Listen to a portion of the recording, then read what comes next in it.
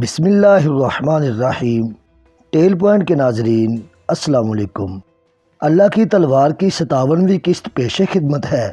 محمد حسین ہیکل نے مختلف مورخوں کے حوالے سے لکھا ہے کہ مال غنیمت کا 5واں حصہ جو مدینہ کو بھیجا گیا، اس کا میر کارواں بنی اجل کا ایک شخص جندل تھا۔ فارسیوں کے خلاف پہلی تینوں جنگوں کے جنگی قیدیوں کو اسی قافلے کے ساتھ مدینہ کو بھیجا گیا۔ خلیفۃ المسلمین ابو بکر رضی اللہ تعالیٰ عنہ نے ان قیدیوں میں سے ایک خوبصورت لونڈی جندل کو بطور انعام دی۔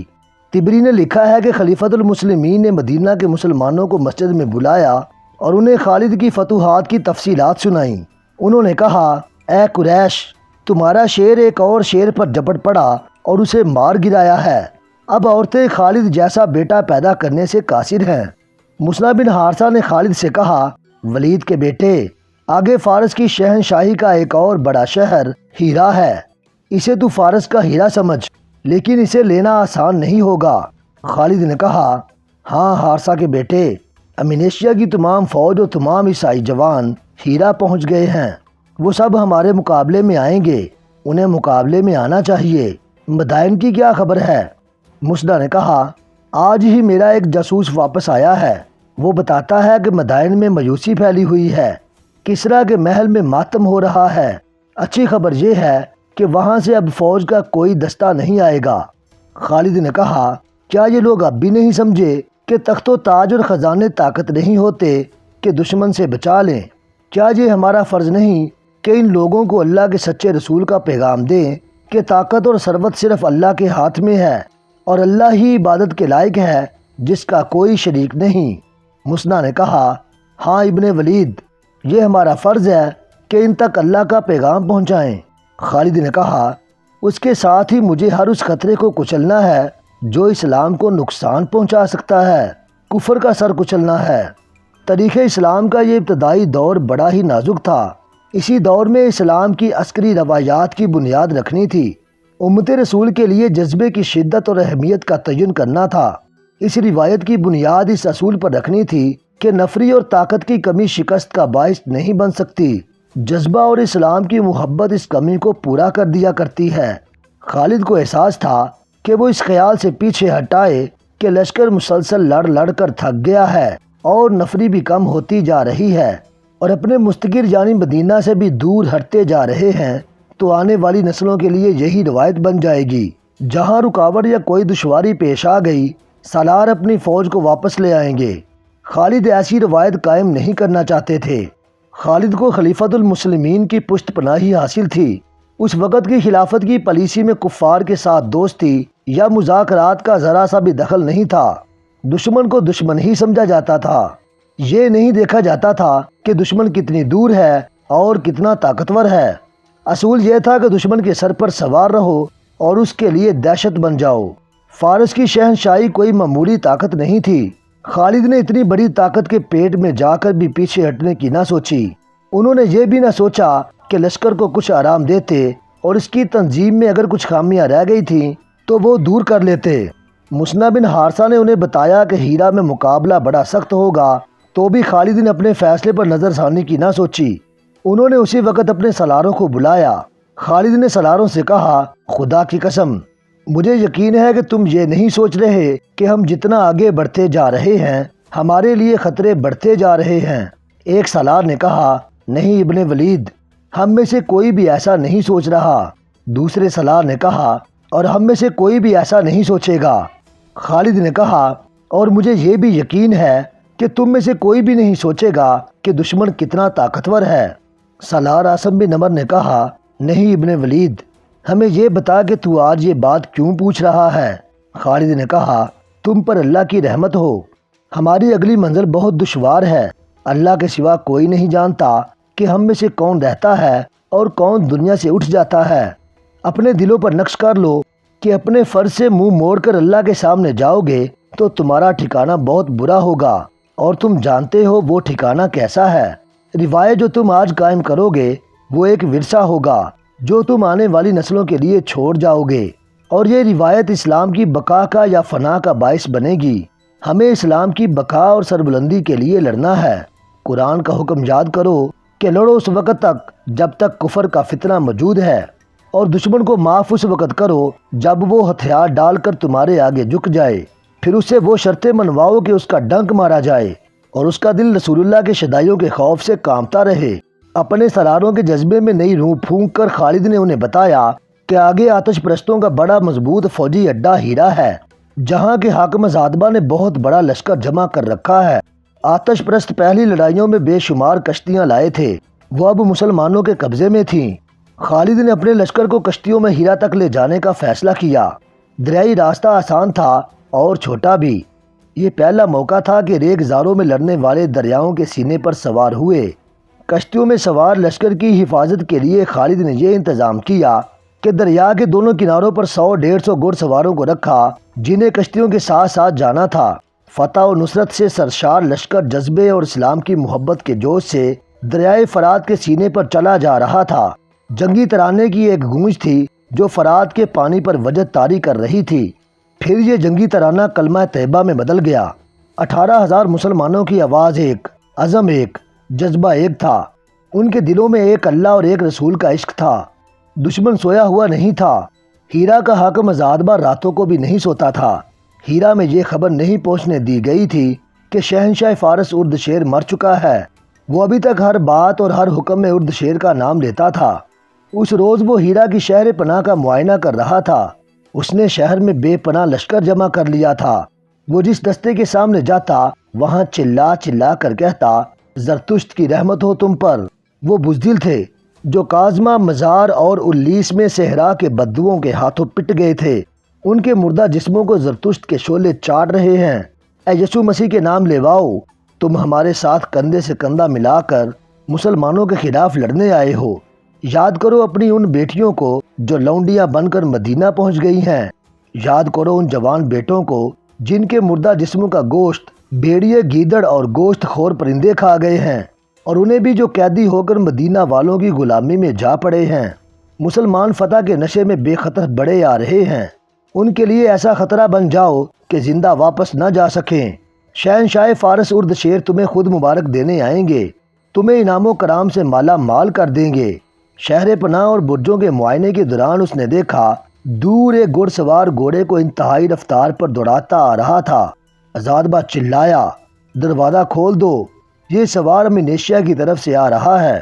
کئی آوازیں سنائی دیں، دروازہ کھول دو، سوار کو آنے دو۔ زادبہ بڑی تیزی سے دیوار سے اتر گیا۔ سوار کے پہنچنے تک دروازہ کھول دیا گیا تھا۔ سوار رفتار کم کیے بغیر اندر آ گیا۔ زادبہ گھوڑے پر سوار تھا۔ اس نے گھوڑے کو ایڑ لگائی اور آنے والے سوار کی طرف گیا۔ دونوں گھوڑے پہلو بہ پہلو رک گئے۔ زادبہ نے پوچھا، کوئی خبر؟ سوار نے ہامتی ہوئی آواز میں کہا، وہ آ رہے ہیں، سارا لشکر کشتیوں میں آ رہا ہے۔ وہ خالد کے لشکر کی پیش قدمی کی خبر دے رہا تھا۔ زادبہ نے پوچھا، کشتیوں میں؟ بند سے کتنی دور ہیں؟ سوار نے جواب دیا، بہت دور، ابھی بہت دور ہیں۔ زادبہ کا بیٹا سالار تھا۔ زادبہ نے اپنے بیٹے کو بلایا۔ زادبہ نے کہا، آج تیری آزمائش کا وقت ہے میرے بیٹے۔ ایک سوار دستہ ساتھ لے اور طوفان سے زیادہ تیز رفتار سے بند تک پہنچ، اور فرات کا پانی اس طرح پی لے کہ فرات سوکھ جائے۔ مسلمانوں کا لشکر کشتیوں میں آ رہا ہے، دیکھ تو پہلے پہنچتا ہے یا مسلمان۔ اس کا بیٹا ایک سوار دستہ لے کر بہت تیز رفتار سے شہر سے نکل گیا۔ خالد کا لشکر بڑی اچھی رفتار پر آ رہا تھا۔ چونکہ وہ بارش کا موسم نہیں تھا اس لیے دریا میں پانی کم تھا، لیکن کشتیوں کے لیے کافی تھا۔ اچانک پانی کم ہونے لگا، پھر پانی ختم ہو گیا اور تمام کشتیاں کیچڑ میں پھنس کے رہ گئیں۔ مدینہ کے مجاہدین پر خوف طاری ہو گیا۔ دیکھتے ہی دیکھتے دریا کا خشک ہو جانا خوف والی بات تھی۔ خود خالد پریشان ہو گئے۔ کنارے سے مسنہ بن حارثہ کی للکار سنائی دی، مت گھبرا ولید کے بیٹے، اور مت ڈرو اہل مدینہ، آگے دریا پر ایک بند ہے، ہمارے دشمن نے بند پر پانی روک لیا ہے۔ بڑی تیزی سے سوار اپنے گھوڑے کشتیوں سے نکال لائے اور یہ دستہ سر پر دوڑتا بند تک پہنچا۔ زادبہ کا بیٹا ابھی اپنے سواروں کے ساتھ وہیں تھا۔ مسلمان سواروں نے ان پر حلہ بول دیا اور ان میں سے کسی ایک کو بھی زندہ نہ چھوڑا۔ مسلمانوں نے بند کھول دیا۔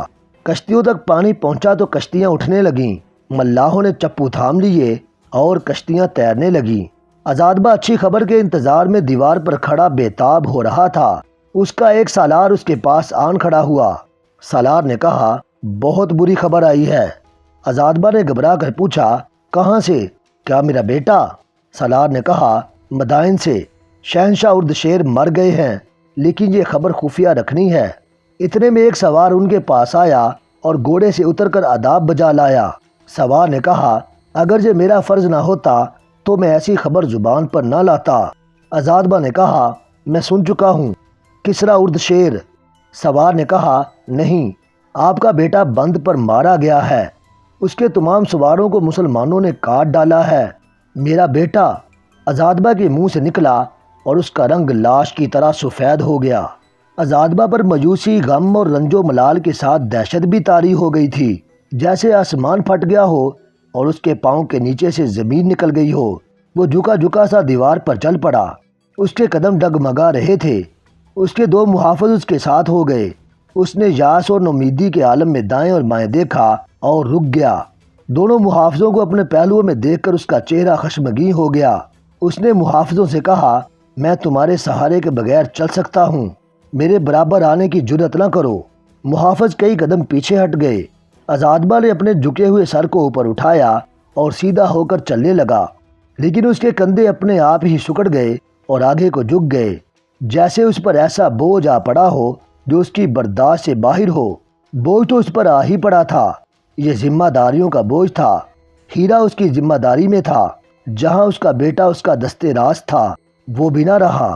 وہ خود اردشیر کا دستے راست بنا ہوا تھا، لیکن اردشیر کے بغیر وہ کچھ بھی نہیں تھا۔ اردشیر نے اسے بہت بڑی حیثیت دے رکھی تھی۔ وہ ہیرا جیسے شہر اس کے مضافاتی علاقے کا حاکم تھا اور بہت حد تک خود مختار حاکم تھا، مگر وہ کسریٰ اردشیر مر گیا تھا جس نے اسے اتنی زیادہ خود مختاری دے رکھی تھی۔ فارس کی شہنشاہی کے تخت پر بیٹھنے والے نئے شہنشاہ سے عزادبہ اتنی مروت اور رتبے کی توقع نہیں رکھ سکتا تھا۔ مدینہ کے مجاہدین نے صحیح معنوں میں اس کے پاؤں تلے سے زمین کھینچ لی تھی، مگر کیوں؟ اس کے ایک سالار نے اسے اس وقت کہا جب وہ اپنے شیش محل کے خاص کمرے میں پہنچ چکا تھا۔ سالار نے اسے کہا معلوم ہوتا ہے آپ نے لڑنے سے پہلے ہی شکست قبول کر لی ہے۔ اس کے مرنے والے بیٹے کی ماں نے غضبناک لہجے میں کہا کیا آپ بیٹے کا خون مدینہ کے بدوؤں کو بخش دیں گے؟ عزادبہ گرجا، مگر اس کی گرج کانپ رہی تھی۔ اس نے کہا کیا تم لوگ یہ سمجھ رہے ہو کہ میں مسلمانوں کے آگے ہتھیار ڈال رہا ہوں؟ کیا تم نے سنا نہیں؟ اس کی آواز دب گئی، بوجھل آواز میں بولا شہنشاہ اردشیر مر گیا ہے۔ کمرے میں سناٹا طاری ہو گیا۔ شہنشاہ مر گیا ہے؟ عزادبہ کی بیوی نے یوں کہا جیسے وہ سسکیاں لے رہی ہو۔ اردشیر مر گیا ہے، میرا بیٹا مر گیا ہے۔ اس نے عزادبہ کی طرف دیکھا اور بلند آواز سے بولی زرتشت ہمیں اپنی توہین کی سزا دے رہا ہے، ہمیں ابھی ساگ میں جلنا ہے جس کی ہم پوجا کرتے ہیں۔ آپ زرتشت کی قربان گاہ پر اپنے لہو کا، اپنی جان کا نذرانہ پیش کر سکتے ہیں، کسی مسلمان کو یہاں سے زندہ نہ جانے دیں۔ ایک محافظ اندر آیا، ایک گھٹنا فرش پر ٹیک کر اس نے عزادبہ کو سلام کیا اور بتایا کہ قاصد آیا ہے۔ عزادبہ کو خاموش دیکھ کر اس کی بیوی نے محافظ سے کہا بھیج دو۔ محافظ کے جاتے ہی ایک سپاہی اندر آیا اور اس نے بھی ایک گھٹنا فرش پر ٹیک کر سلام کیا۔ عزادبہ نے اداس نگاہوں سے اس کی طرف دیکھا۔ قاصد نے کہا مدینہ والوں کی کشتیاں بند سے بہت آگے نکل آئی ہیں، ان کی رفتار تیز ہے۔ عزادبہ نے پوچھا لشکر کی تعداد کتنی ہوگی؟ قاصد نے جواب دیا ہم سے آدھی بھی نہیں سالار علی مقام، میرے اندازے کے مطابق 20,000 پوری نہیں۔ سالار نے کہا ہم انہیں اپنے گھوڑوں کے سموں تلے کچل ڈالیں گے۔ سالار اعلیٰ حکم دیں، ہم فرات میں ان پر تیروں کا می برسا دیں گے، ان کی کشتیاں ان کی لاشوں کو واپس لے جائیں گی۔ قاصد نے کہا تیروں کا می برسانے سے پہلے دریا کے کنارے تک پہنچنے کے لیے ایک لڑائی لڑنی پڑے گی۔ ان کے بہت سے گھڑ سوار دریا کے دونوں کناروں پر کشتیوں کے ساتھ ساتھ آ رہے ہیں۔ میں نے یہ بھی معلوم کر لیا ہے کہ ان سواروں کا کماندار مسنع بن حارثہ ہے اور زیادہ تر سوار فارس کی شہنشاہی کے مسلمان باشندے ہیں، اور جن کشتیوں میں وہ آ رہے ہیں وہ ہماری فوج کی کشتیاں ہیں۔ عزادبہ نے کہا یہ ان بزدلوں کی کشتیاں ہیں جو مسلمانوں سے شکست کھا کر بھاگے تھے، انہوں نے ایسے دشمن کے لیے راستہ صاف کر دیا جو بہت کمزور تھا۔ مدینہ کے ان اربوں کو ہم نے کبھی پلے نہیں باندھا تھا۔ سالار نے کہا ہم آج بھی انہیں کمزور سمجھتے ہیں، سالار اعلیٰ، میں حکم کا منتظر ہوں، مجھے بتائیں مسلمانوں کو کہاں روکنا ہے، یا آپ قلعے میں بند ہو کر لڑنا چاہتے ہیں؟ عزادبہ نے کہا، اگر میں کہوں کہ میں لڑنا ہی نہیں چاہتا تو تم لوگ؟ سالار نے کہا، ہم لوگ تسلیم ہی نہیں کریں گے کہ آپ نے ایسی بات کہی ہے۔ اس وقت آپ شہنشاہ اردشیر اور اپنے بیٹے کی موت پر اتنے زیادہ مغموم ہیں کہ آپ اچھی طرح سوچ بھی نہیں سکتے۔ عزادبہ کی بیوی نے کہا، اس غم کے باوجود ہمیں سوچنا پڑے گا، اور بڑی تیزی سے سوچنا پڑے گا۔ ہمارے پاس فوج کی کمی نہیں، کسی چیز کی کمی نہیں۔ عیسائی عرب ہمارے ساتھ ہیں، ہم نے خود انہیں یہاں اکٹھا کیا ہے کہ مسلمانوں کو ہیرا سے آگے نہ بڑھنے دیا جائے اور انہیں یہیں ختم کر دیا جائے۔ عزادبہ نے کہا، ہاں، ہمارے پاس فوج کی کمی نہیں، لیکن کوئی کمی ضرور ہے جس سے ہم ہر میدان میں شکست کھا رہے ہیں۔ میں اپنے پیچھے اپنے نام کے ساتھ شکست کی تہمت چھوڑ کر نہیں جاؤں گا۔ میں فتح حاصل کرنے کا کوئی اور طریقہ سوچوں گا۔ میں مدائن جاؤں گا اور دیکھوں گا کہ وہاں کے حالات کیا ہیں۔ یہ بھی دیکھنا ہے کہ شہنشاہ اردشیر کے مرنے کے بعد ہمیں کوئی مدد دینے والا بھی ہے یا نہیں۔ اس کے سالار نے کہا، نہیں سالار اعلیٰ، ابھی مدائن نہ جائیں، دشمن سر پر آ گیا ہے۔ عزادبہ نے غصیلی آواز میں کہا، کیا تم مجھ سے زیادہ بہتر جانتے ہو؟ کیا تم یہ سمجھ رہے ہو کہ میں بھاگ رہا ہوں؟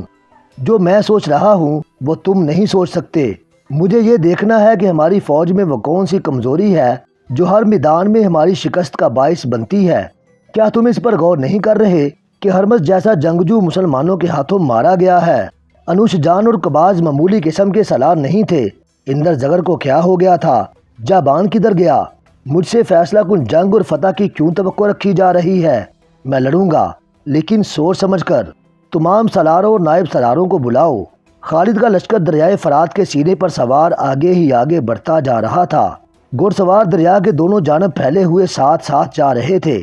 ہر لمحہ توقع تھی کہ ہیرا کی فوج کسی مقام پر حملہ کرے گی، لیکن اس فوج کا دور دور تک کوئی نشان نظر نہیں آتا تھا۔ مسنہ بن حارثہ کے گھڑ سوار کناروں سے ہٹ کر دور تک چلے جاتے اور دشمن کا کھرا کھوج ڈھونڈنے کی کوشش کرتے تھے۔ خالد کو معلوم تھا کہ ہیرا کی جنگ بڑی خونریز ہوگی۔ مسنہ بن حارثہ نے معلوم کر لیا تھا کہ عزادبہ نے ہیرا میں بہت بڑا لشکر جمع کر رکھا ہے۔ خالد کا جذبہ اور عزم تھا کہ وہ دشمن کے ایک بڑے ہی مضبوط فوجی اڈے کی طرف بڑھے جا رہے تھے، ورنہ مسلمانوں اور آتش پرستوں کی جنگی طاقت کا تناسب ایسا تھا کہ خالد کو ایک قدم اور آگے بڑھانے کی بجائے واپس آ جانا چاہیے تھا۔ مگر خالد ملک گیری کی ہوس سے یہ خطرے مول نہیں لے رہے تھے، بلکہ وہ اللہ کے حکم کی تعمیل کر رہے تھے۔